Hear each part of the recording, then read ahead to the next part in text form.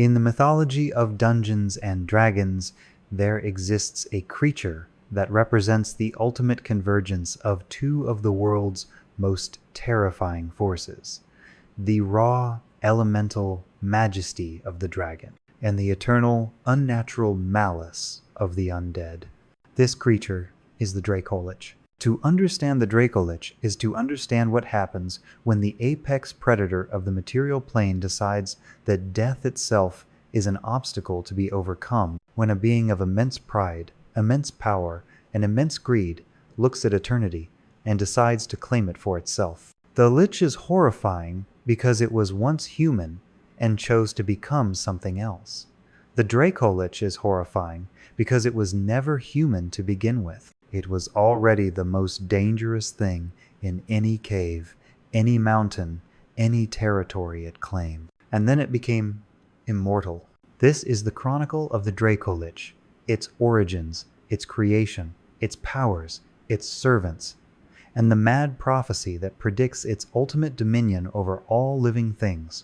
The existence of the Dracolich in Faerun is not a natural occurrence. It is not the result of spontaneous necromancy or magical accident. It is the result of a specific, maddening prophecy and the organization formed to fulfill it. The Cult of the Dragon. This fellowship of men and women spreads across the continent like a disease.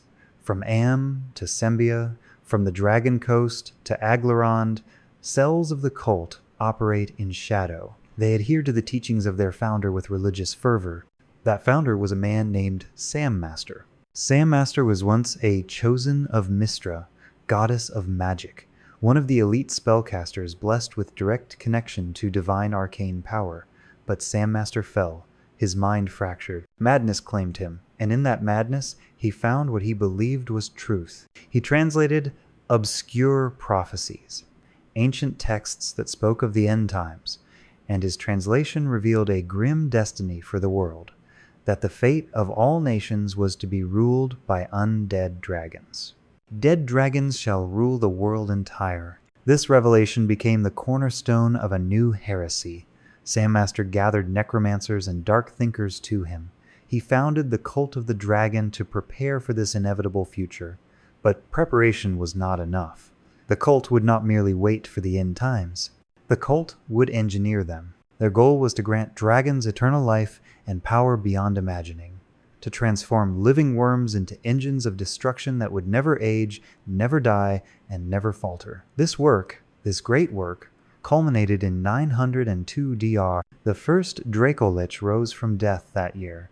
The prophecy had begun to fulfill itself. The Cult of the Dragon operates through independent cells, each largely autonomous, each pursuing the great work in its own territory. The leaders of these cells are known as the Wearers of Purple, named for their ceremonial robes. They guard the secrets of draconic transformation with their lives. But the cult does not create Dracoliches through force. Dragons are far too powerful to be compelled. Instead, the cult uses something more reliable than force: temptation. Cultists cultivate relationships with living dragons. They approach elder worms, those who feel the weight of centuries, those who sense the dimming of their fire. They play on the creature's vanity. They exploit their fear of mortality. Consider what a dragon faces. A dragon is a creature of supreme arrogance. It believes itself the apex of creation. It hoards treasure not merely for wealth, but because possession is dominion. Everything in its territory belongs to it. Everything it sees, it owns. And then death comes. Death is the ultimate thief. Death strips the dragon of its hoard.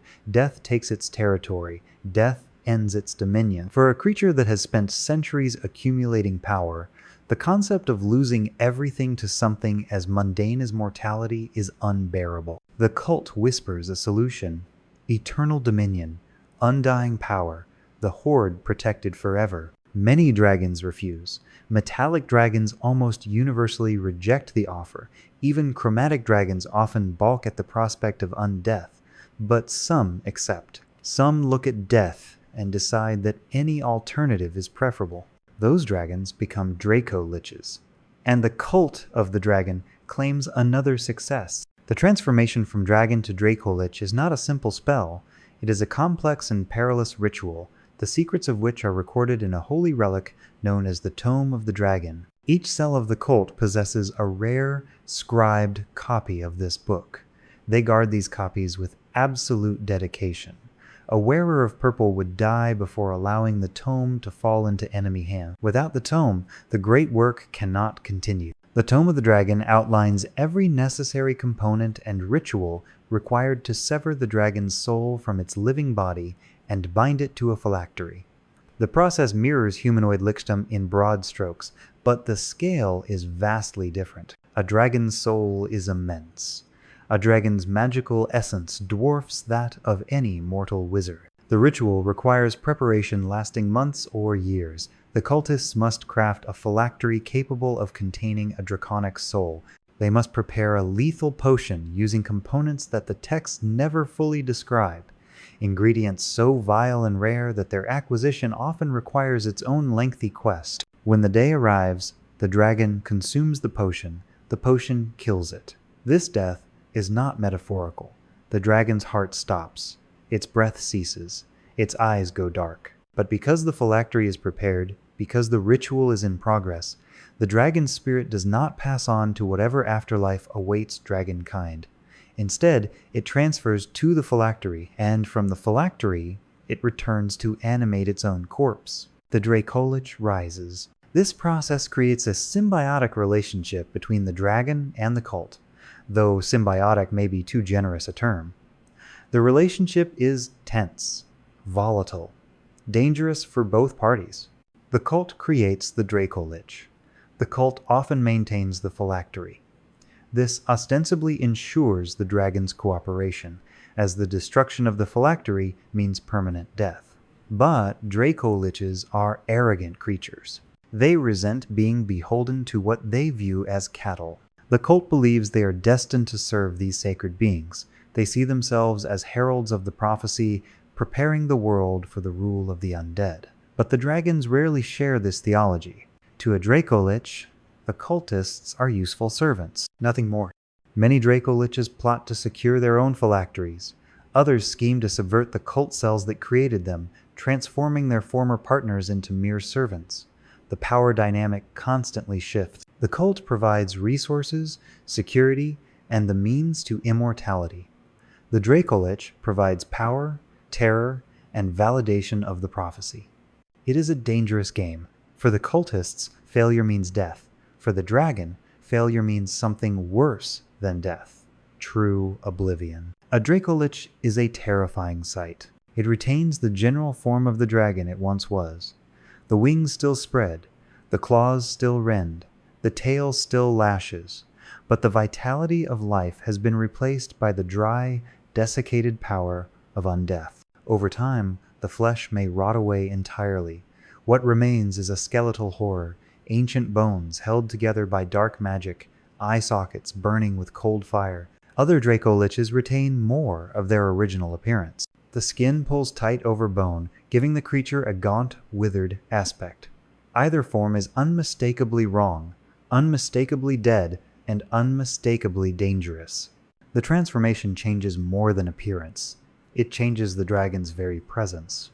Living dragons possess what scholars call frightful presence, an aura that instills primal terror in lesser beings. The mere appearance of an adult dragon can send trained soldiers fleeing in panic. This is not magic in the conventional sense. It is something more fundamental, the recognition, deep in the prey brain, that a perfect predator has arrived. For the Dracolich, this aura twists into something far more sinister.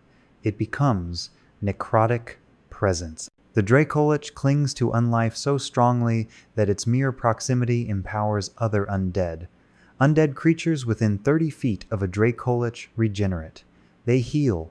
They grow stronger simply by existing near the Dracolich.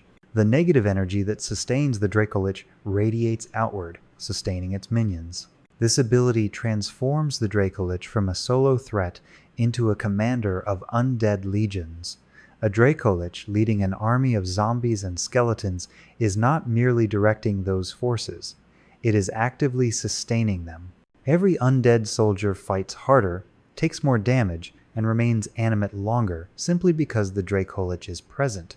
Beyond the necrotic presence, The Dracolich gains the immunities common to all liches. Cold cannot harm it. Electricity passes through without effect. Polymorph magic fails against its form. Mind-affecting effects wash over it uselessly. The creature no longer sleeps, no longer breathes, no longer feels the passage of time as anything but opportunity. Yet the Dracolich is not invincible. Powerful clerics can turn it, forcing it to flee despite its arrogance. Holy weapons find purchase in its necrotic flesh, and like all liches, the phylactery remains its fatal weakness. Destroy the Dracolich's body, and given time and resources, it reforms. Destroy the phylactery, and the Dracolich can be slain permanently. Finding the phylactery is the challenge. A Dracolich has had centuries to consider hiding places.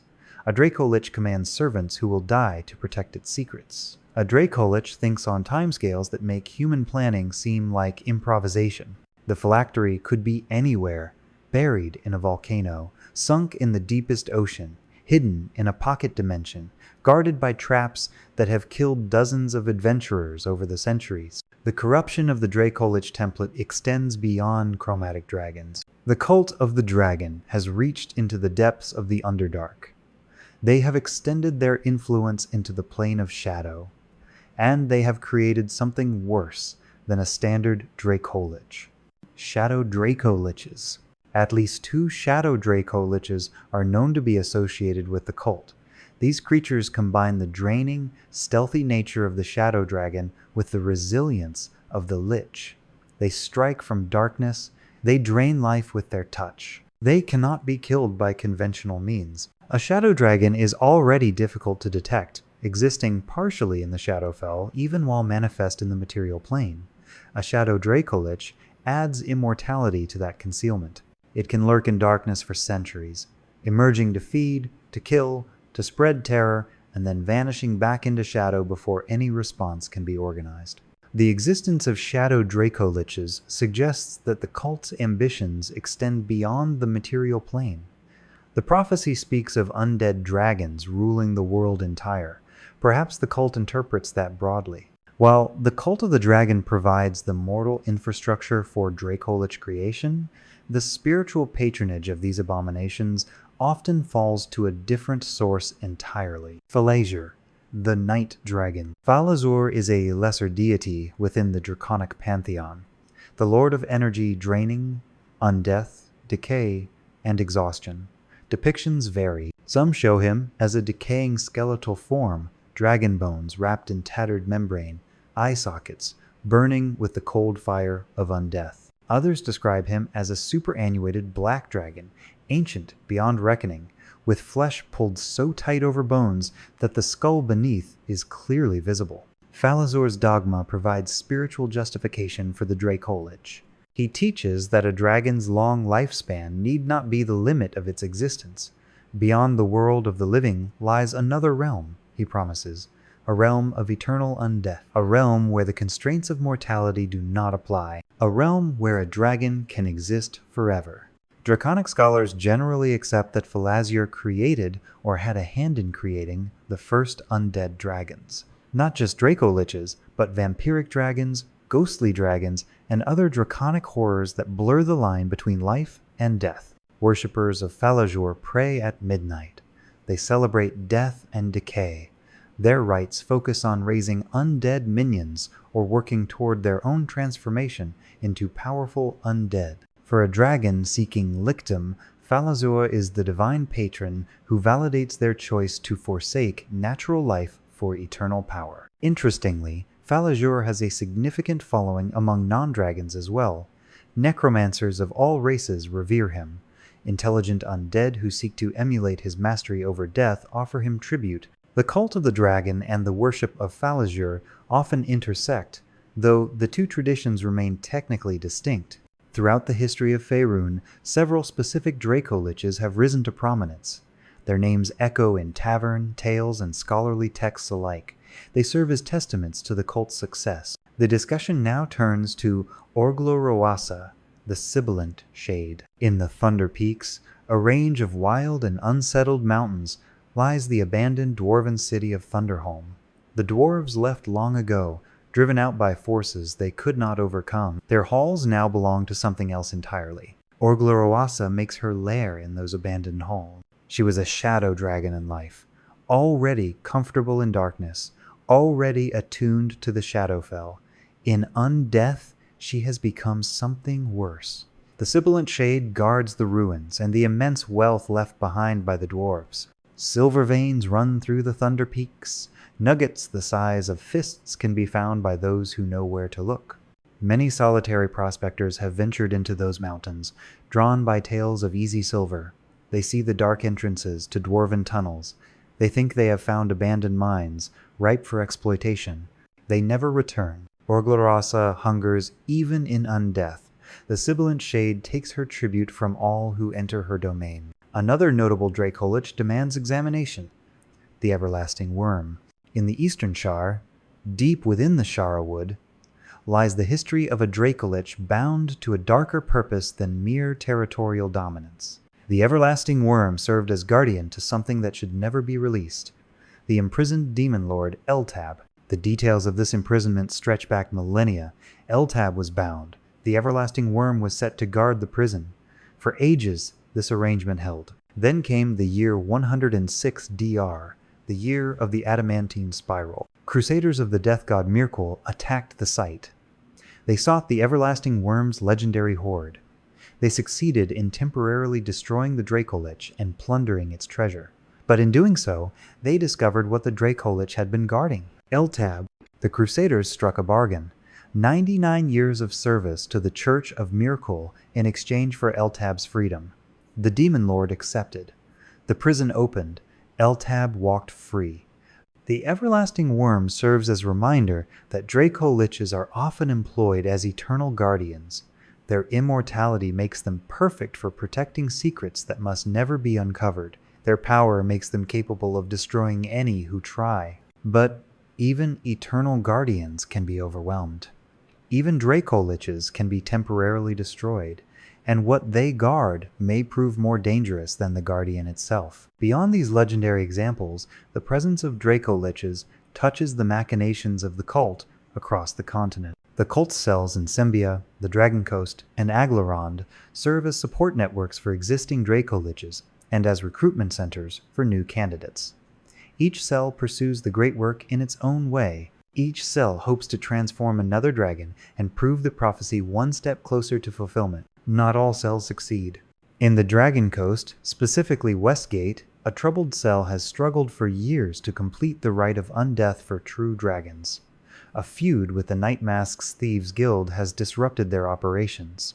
Resources have been diverted to this shadow war. Progress on the great work has stalled. Desperate to regain standing within the larger cult hierarchy, this cell has turned its eyes toward unconventional candidates: the dragon turtles of the Dragonmere. Dragon turtles are not true dragons. They lack the magical heritage, the elemental affinity, the direct connection to Tiamat or Bahamut that defines true dragonkind. But they are draconic. They possess great size and great power. The Westgate cell theorizes that the rite might work on a dragon turtle. If successful, they would create something the world has never seen: an undead dragon turtle, animated by dark magic, patrolling the inner sea with immortal hunger. Whether this experiment will succeed remains unknown. The sailors of the inner sea pray that it does not. The most significant recent development in Dracolich lore involves a site of immense power: the Well of Dragons. This legendary location is a massive dragon graveyard. For millennia, it remained hidden, its existence known only through rumor and fragmented lore. Dragons do not share the locations of their dying grounds. These places hold sacred significance to dragonkind. But the Well of Dragons has been uncovered, and the cult of the dragon has found it. The discovery agitated cult members across Faerun. Cells that had operated independently for centuries suddenly found common cause. Resources flowed toward the well. The cult began construction of a major fortress at the site. This fortress represents a dramatic shift in cult strategy. For centuries, the cult operated solely from shadows. Scattered cells, independent operations. no centralized base that could be targeted by enemies. The Well of Dragons changes that calculation. The fortress will be the cult's first serious, centralized base of operations. It will be guarded by Dracoliches. It will be staffed by the most dedicated wearers of purple. It will be defended by traps and wards accumulated over centuries. The fortress is guarded by Nergoth, a powerful agent of the cult who has proven his dedication to the great work through decades of service. The excavation and utilization of the dragon bones found at the site falls under the oversight of Vargo Kent. Vargo Kent is a man obsessed with dragons, so obsessed that he has transformed himself into a half-dragon through forbidden rituals. His rise within the cult was meteoric.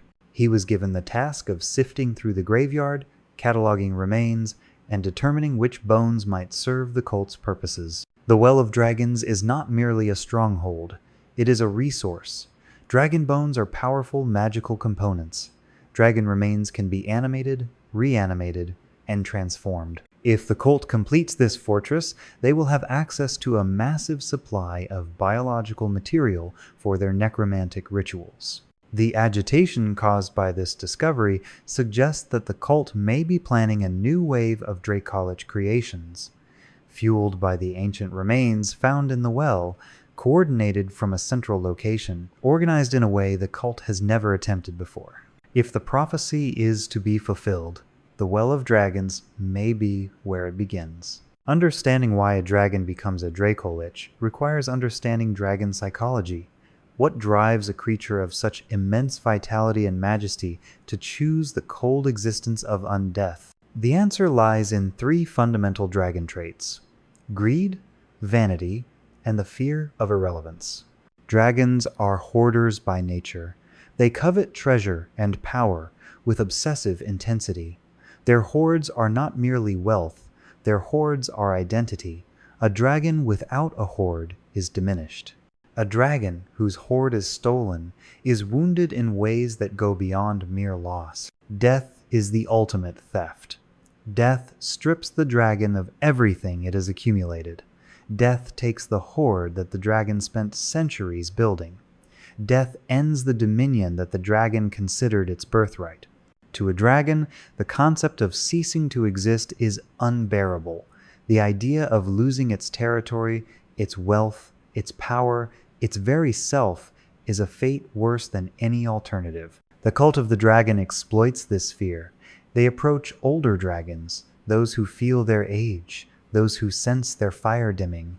They offer a way to keep the hoard forever, to maintain dominion eternally, to never face the indignity of death. Many dragons refuse. The price seems too high, the transformation too uncertain, the partnership with mortals too demeaning. But some accept. And for those who accept, the transformation begins. The transformation does not leave the dragon unchanged. The Dracolich retains its intelligence. It retains its memories. It can remember being alive.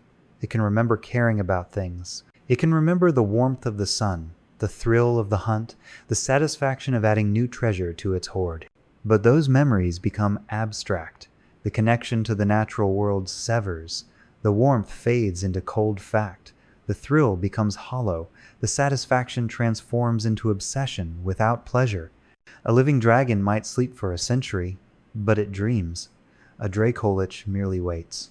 Time passes differently for the undead. A living dragon marks years by seasons, by hunts, by the slow accumulation of power. A Dracolich marks years by nothing at all. A century feels like a day. A millennium feels like a month. The urgency of life drains away, replaced by the patient certainty of eternity. The dragon's vanity often swells into megalomania. It saw itself as an apex predator before. Now it sees itself as something beyond apex, a god in waiting, a being destined to rule over a world of bones. The relationship between the Dracolich and its creators grows increasingly strained as these psychological changes progress. The cult provides the phylactery. The cult maintains the relationship. But the Dracolich increasingly views the cultists as cattle. Useful cattle, perhaps, but Cattle nonetheless. Many Dracoliches plot to secure their own phylacteries. Others work to subvert their cult cells entirely. They transform former partners into servitors. They corrupt the relationship from symbiosis to domination. The cultists believe they serve destiny. The Dracolich believes it is destiny. The tension is inevitable. The phenomenon of the Dracolich extends beyond the world of Toril. In the realm of dread, Ravenloft, the dark powers have claimed their share of these abominations. The mists that separate domains sometimes part to admit creatures of sufficient darkness. Dracoliches, with their combination of draconic power and undead malevolence, qualify. The domain of Barovia and others have histories intertwined with the undead in all its forms. While Strahd von Zarovich is a vampire, the concept of the undying dragon permeates even the mists. The influence of Dracoliches extends to the planes as well.